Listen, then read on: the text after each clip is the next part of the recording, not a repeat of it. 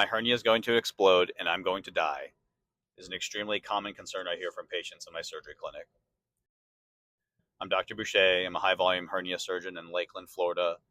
Do around 400 hernia surgeries a year, ranging from simple and basic to the more complex revisional surgeries. Wanted to clear the air today about how you know when it's an emergency to fix your hernia and when you can wait and do it on your own terms. In general, the overwhelming majority of hernias are elective, meaning you can wait and fix them at a time that's convenient for you. To sort of understand when one's going to be an emergency, it's important to understand how they're formed and what they are. So think of a hernia as just a hole in your abdominal wall. The way that hernia formed is usually from one of three ways. One is the primary hernia at your belly button, from where your umbilical cord came in as a kid.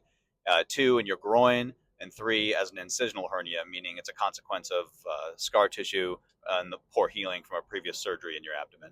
So if that hernia is a hole in your abdominal wall, the hernia itself is the protrusion of stuff from inside your abdominal cavity into your abdominal wall through that hole.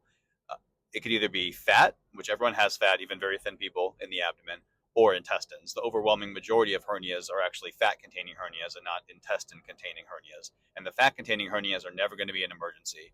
No one ever died from a fat containing ventral hernia of any kind.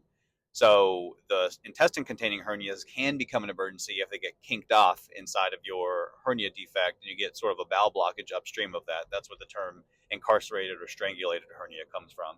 Thankfully, only 1 to 3% of hernias will ever become a surgical emergency.